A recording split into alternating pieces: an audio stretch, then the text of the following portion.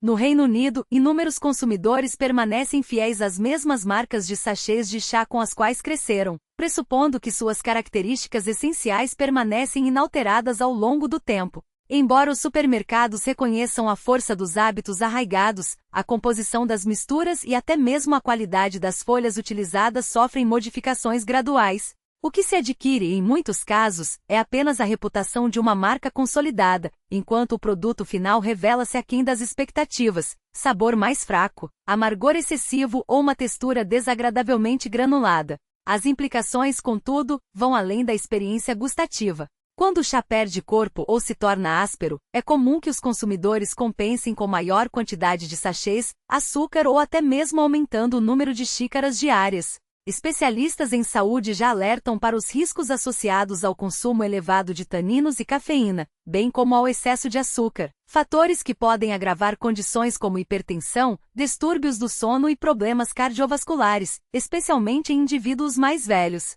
Uma infusão insatisfatória, assim, contribui para desequilíbrios progressivos, um gole após o outro. Diante desse cenário, 7 das marcas mais populares no mercado britânico demonstraram desempenho inconsistente em testes cegos de qualidade e relação custo-benefício, enquanto apenas 2 mantiveram padrões aceitáveis sob análise mais rigorosa. Caso alguma dessas opções esteja presente em sua despensa, vale a pena reconsiderar. Pequenas mudanças na escolha do produto podem preservar tanto o prazer sensorial quanto a saúde a longo prazo. A primeira delas, Twinings Everyday, exemplifica bem essa discrepância entre expectativa e realidade. Sua aparência discreta e a confiança que inspira mantém-na como uma presença constante em inúmeras residências. No entanto, a mistura atual já não corresponde ao desempenho que os consumidores associam à marca. O principal problema reside na intensidade. A bebida resultante tende a apresentar um perfil diluído e levemente ácido, em desacordo com as promessas veiculadas na embalagem. Muitos apreciadores de longa data esperam um corpo robusto, capaz de harmonizar-se com leite, ou uma base firme para o ritual matinal, mas o sabor frequentemente se mostra mais leve do que o esperado. Não se trata de uma questão de segurança, mas de confiabilidade, aspecto em que essa variedade demonstra fragilidade. Em uma avaliação conduzida por Whitney em agosto de 2024, com base em degustação às cegas, a Twinings Everyday posicionou-se entre as últimas colocações dentre as marcas de ampla distribuição. O painel responsável pela análise contou com 79 participantes, conferindo ao resultado um caráter representativo, em vez de mera opinião isolada. Surpreendentemente, diversas opções de supermercado, com preços inferiores, superaram seu desempenho, levantando questionamentos sobre a real vantagem de se manter a fidelidade à marca. À primeira vista, o produto parece adequado. O sachê libera rapidamente sua coloração, e a infusão inicial apresenta um tom marrom uniforme, sugerindo profundidade. Contudo, a bebida final muitas vezes assume uma tonalidade opaca, sem a correspondente riqueza de sabor. O aroma é discreto, e a intensidade atinge um platô antes do esperado, mesmo após um tempo de infusão prolongado. As consequências práticas dessa limitação são evidentes. Uma xícara mais fraca leva os consumidores a adotar medidas compensatórias, como adicionar mais sachês ou estender o tempo de preparo. Embora tais ajustes pareçam inócuos, sua repetição ao longo de semanas eleva gradualmente a ingestão de cafeína e taninos, sem que haja uma melhora efetiva no sabor. Indivíduos mais velhos que necessitam monitorar o sono, a pressão arterial ou a sensibilidade gástrica, frequentemente se veem obrigados a contrabalançar uma bebida que deveria manter sua força sem exigir intervenções adicionais. A disparidade de preço agrava ainda mais a situação.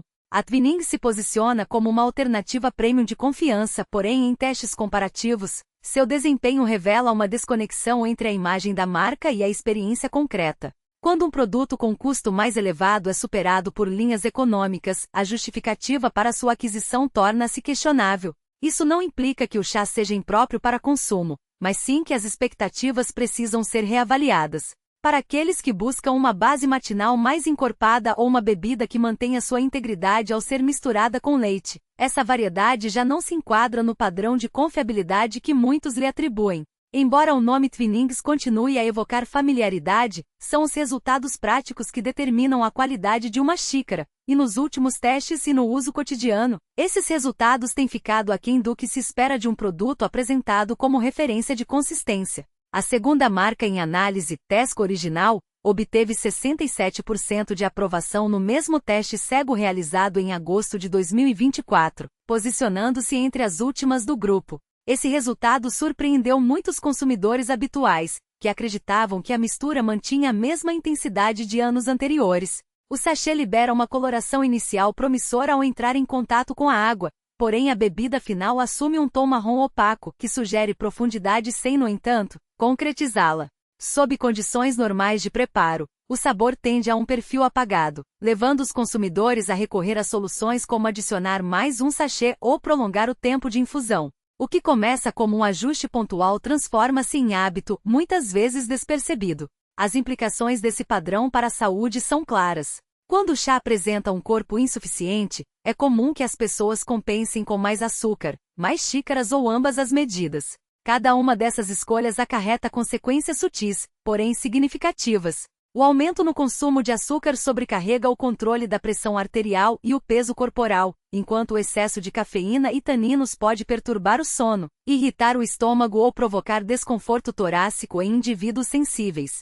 A médica britânica Sarah Jarvis, especialista em clínica geral, frequentemente alerta seus pacientes sobre como pequenos incrementos diários nesses componentes têm impacto maior do que se imagina, e esse é exatamente o tipo de situação a que se refere.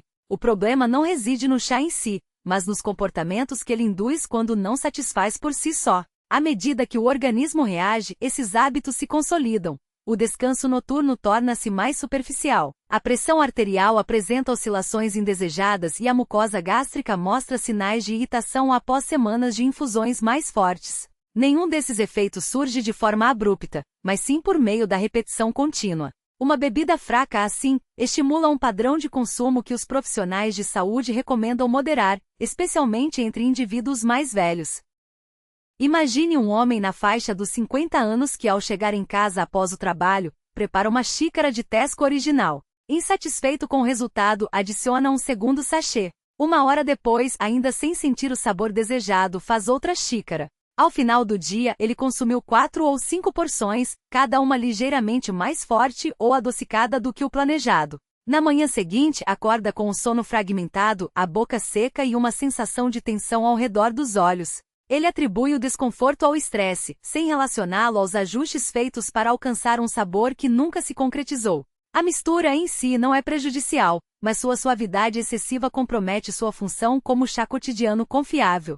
Quando uma bebida exige esforço para ser apreciada, o verdadeiro problema reside nos hábitos que ela acaba por fomentar. Embora o Tesco original tenha nome, tradição e ampla disponibilidade nas prateleiras, a xícara que oferece conduz os consumidores a práticas que não lhes beneficiam. Um chá deve simplificar a rotina, não complicá-la.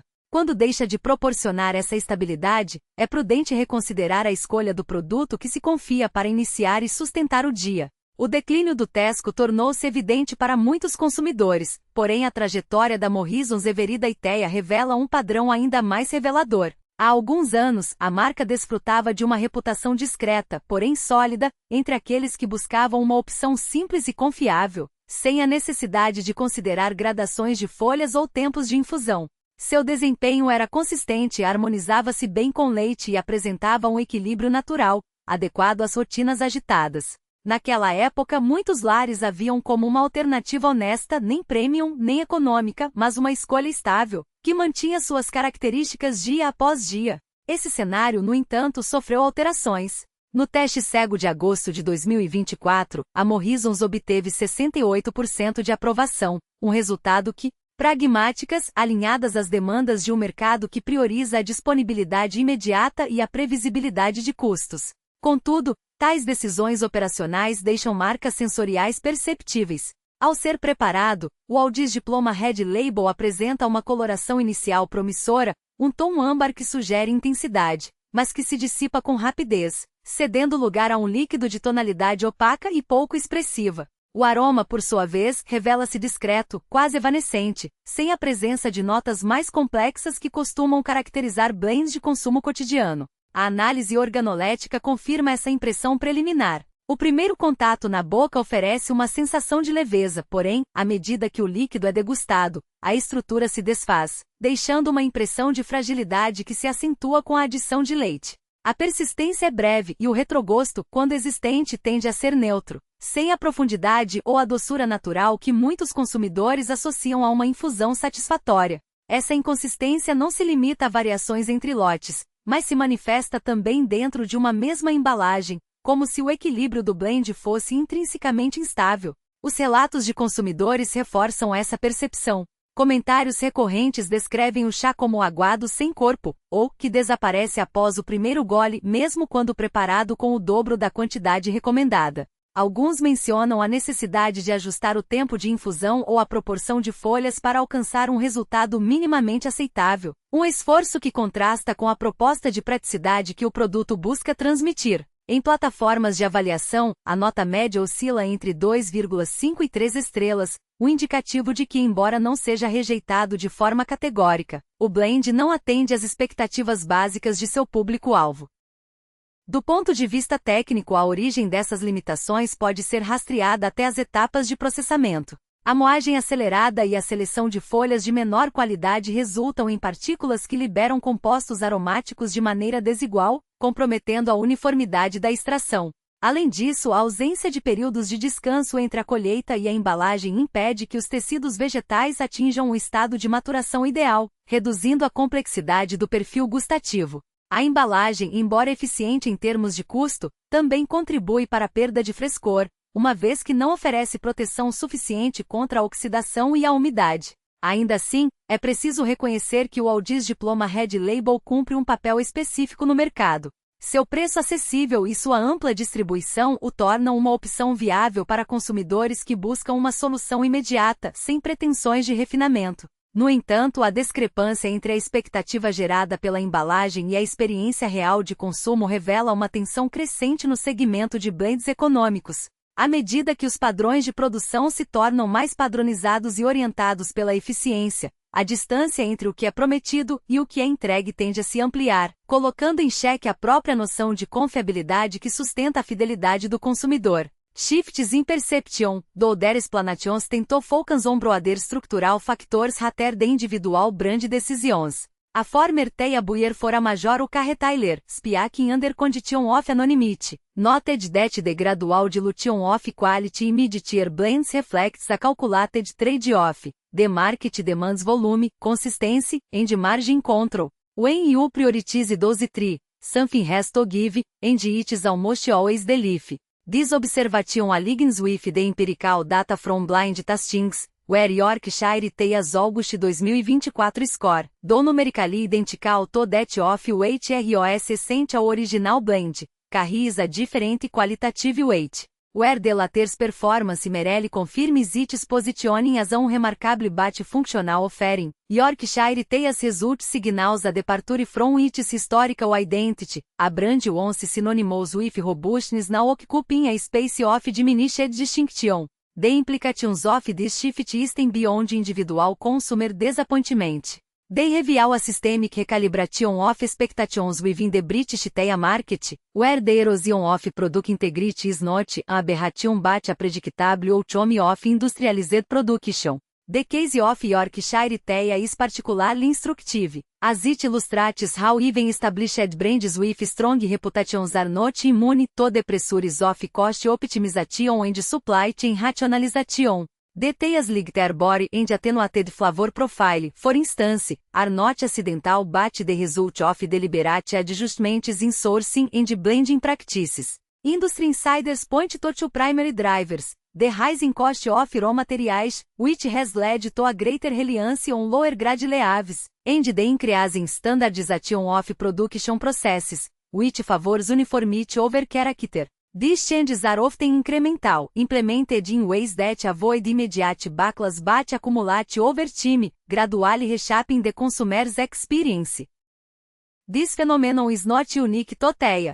It mirrors broader trends in fast-moving consumer goods, where the tension between cost efficiency and quality has become a defining feature of contemporary retail. What distinguishes the tea market, however, is the cultural weight attached to the product. For many British consumers, tea is not merely a beverage but a ritual, one that carries associations of comfort, reliability, and even nostalgia. When a brand like Yorkshire Tea, which has long traded on these associations, fails to deliver the expected experience, the dissonance is more pronounced, the disappointment is not just about the taste but about the erosion of a perceived contract between brand and consumer. This contract, though unwritten, is central to the way many people engage with everyday products, particularly those that occupy a space in their daily routines. The online discourse surrounding Yorkshire Tea's recent performance offers a window into this dynamic. Across forums and review platforms, recurring themes emerge. Descriptions of the tea's battery or lack in substance, comparisons to cheaper alternatives that now outperform it, and expressions of bewilderment at the discrepancy between past and present experiences. These reactions are not driven by hyperbole but by a cumulative sense of loss, a recognition that something once taken for granted has subtly, almost imperceptibly, changed. What makes these responses particularly telling is their tone. They are rarely accusatory. Instead, they convey a sense of resignation, as if the shift were an inevitable consequence of modern commerce rather than a failure of the brand itself. This resignation speaks to a broader acceptance of the trade-offs inherent in mass market production, where quality is often the first casualty of efficiency. Yet the question remains, how long can brands sustain this model before the cumulative effect of these trade-offs begins to undermine their core value proposition? In the case of Yorkshire Tea, the answer may lie in the brand's ability to navigate the delicate balance between maintaining its heritage and adapting to contemporary market realities. The challenge is not merely one of product formulation but of perception management. As consumer expectations evolve, brands must either recalibrate their offerings to ally with those expectations or risk becoming relics of a bygone era nostalgic, perhaps, but no longer relevant. The August 2024 blind test results, while not catastrophic, serve as a cautionary signal. They suggest that even the most entrenched brands are vulnerable to the forces of commodification, where the pursuit of efficiency ultimately hollows out the very qualities that once set them apart for Yorkshire Tea, and for the broader tea market. The path forward may require a reckoning with the limits of industrialized production, or, at the very least, a more transparent acknowledgement of the compromises it entails. Nítido com a bergamota integrada de forma equilibrada ao corpo do chá, sem dominar ou se dissipar. A acidez cítrica, característica da variedade, manifesta-se com precisão, evitando tanto a aspereza artificial quanto a diluição excessiva. Ao contrário de muitos blends comerciais, onde o aroma cítrico é frequentemente simulado por óleos essenciais de baixa qualidade. O perfil de Puka revela uma extração cuidadosa, provavelmente resultante de uma seleção rigorosa de folhas e de um processo de infusão controlado. A consistência entre lotes, um dos principais atributos destacados pelos consumidores, decorre diretamente das restrições impostas pela cadeia de fornecimento. A empresa opera com um número limitado de produtores certificados, o que reduz a variabilidade natural das folhas, mas também exige um monitoramento constante para garantir que os padrões organoléticos sejam mantidos. Essa abordagem, embora onerosa, contrasta com a lógica predominante no mercado de massa, onde a flexibilidade na aquisição de matéria-prima muitas vezes se traduz em flutuações de qualidade. No caso de Puka, a rigidez do processo não é um obstáculo, mas um mecanismo de preservação da identidade do blend. Ainda assim, a proposta do chá não se limita à mera reprodução de um padrão. A escolha por uma base de chá preto mais suave, provavelmente originária de regiões como Darjeeling ou New Jiri, confere ao produto uma elegância que transcende a mera funcionalidade. A leveza do corpo, frequentemente apontada como uma limitação por consumidores habituados a blends mais robustos, é, na verdade, uma decisão deliberada. Ela permite que o perfil aromático da bergamota se destaque sem competir com a adstringência ou o amargor excessivo, resultando em uma experiência de consumo mais refinada. Essa característica torna o chá particularmente adequado para ocasiões em que a sutileza é valorizada, como em momentos de degustação sem adição de leite ou em combinações com alimentos leves. A questão do preço, embora recorrente nas avaliações, merece uma análise contextualizada. O custo mais elevado não é um artifício de marketing, mas uma consequência direta das escolhas produtivas. A certificação orgânica, a rastreabilidade da cadeia de suprimentos e a remuneração justa aos produtores são fatores que inevitavelmente se refletem no valor final do produto. Para um segmento de consumidores, essa transparência justifica o investimento, especialmente quando comparado a alternativas que, embora mais acessíveis, carecem de consistência ou comprometem a integridade do sabor. No entanto, para outros, o preço pode representar uma barreira intransponível, limitando o acesso a um público mais amplo. Quando confrontado com outros blends de Earl Grey disponíveis no mercado, Pukka Elegant destaca-se não apenas pela qualidade intrínseca, mas pela coerência entre promessa e entrega. Enquanto muitas marcas recorrem a narrativas de tradição ou exclusividade sem fundamentação tangível, este chá baseia sua reputação em parâmetros mensuráveis, certificações, controle de processos e feedback consistente dos consumidores. Essa abordagem, embora menos espetacular do que estratégias de branding agressivas, revela-se mais sustentável a longo prazo, pois não depende de percepções voláteis, mas de uma estrutura produtiva sólida. Ainda assim, é importante reconhecer que nenhum produto está imune a críticas. Alguns consumidores, especialmente aqueles acostumados a chás de corpo mais encorpado, podem considerar a leveza do blend uma desvantagem, enquanto outros podem questionar a relação custo-benefício em comparação com opções mais econômicas. Essas divergências, contudo, não invalidam os méritos do chá, mas reforçam a ideia de que a escolha ideal depende, em última instância, das preferências individuais e do contexto de consumo. O que Pukka Elegant oferece, acima de tudo, é uma proposta clara. Um Earl Grey que prioriza a pureza do sabor, a integridade do processo e a previsibilidade da experiência, sem concessões à conveniência ou à massificação. Cuja composição é cuidadosamente equilibrada, conferindo-lhe uma estrutura mais definida pela clareza do que pela intensidade, sem jamais apresentar traços de excesso ou manipulação desnecessária. A xícara reflete, assim, a mesma disciplina que orienta sua origem, tanto quanto a própria formulação. No segmento premium, o Pukka Elegant Earl Grey consolida sua posição por corresponder, de maneira precisa, ao que promete, um produto orgânico, consistente e inequivocamente delineado. Sua distinção não se apoia em apelos históricos ou artifícios retóricos, mas na integridade de sua procedência e na solidez de seu processo artesanal, atributos que o permitem superar concorrentes menos rigorosos.